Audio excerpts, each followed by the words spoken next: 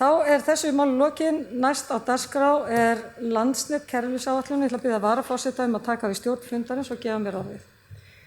Bæjarfulltrúi Halla Björk Reynisdóttir tekur til máls. Forseti, ágætu bæjarfulltrúar.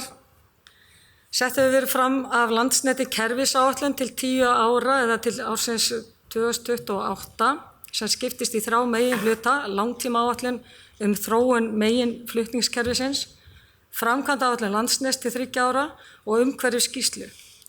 Megintilgangur kerfisáætlunar að kynna fyrir hagaðilum framtíðaráform fyrirtækisins uppbyggingu flutningskerfisins. Við hérna í bæjarstjórn Akureyrar höfum ítrekað fjallað skort á rafmagni hjá sveitarfélaginu og mikilvægi þess að fá úr því bætt sem fyrst.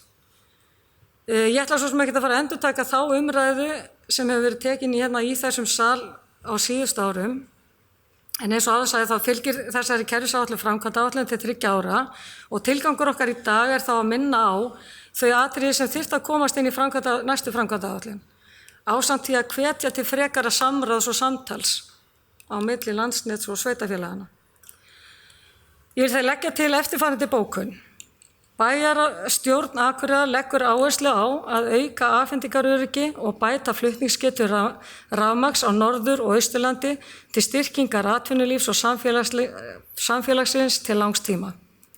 Samhliða lagningu Hólasandslínu 3 því mikilvægt að ná fram frekari styrkingu flutningskerfis með lagningu Blöndulínu 3 og koma á tryggri tengingu milli Blönduvirkjunar, virkjana í Þingeyjarsýslum og Fljótsdalsvirkjunar.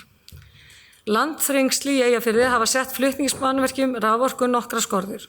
Akureyrarbær hefur átt í farsælu samstarfi við Landsnet lausnir vegna Hólasandslínu 3 þar sem horft til hagsmuna og þróunar þéttbýlis, útivistarsvæða og flugvallar. Akureyrarflugvöllur mikilvægt samgöngumannvirki þar sem áhersla lögð á hámarksöryggi.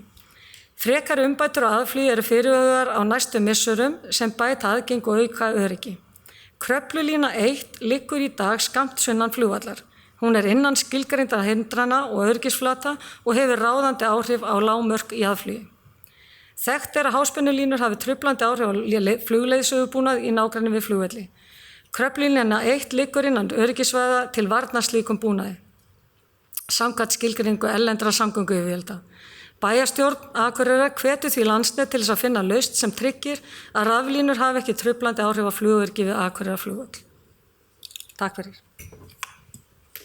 Bæjarfulltrúi Halla Björk Reynisdóttir hefur lokið máli sínu og færi henni aftur stjórn fundarins. Já, og það orðið laust sem enginn hefur hvað sér ljós þess að geta samþykkt þessa bókun gefur merki. Og það 11. Takk fyrir það.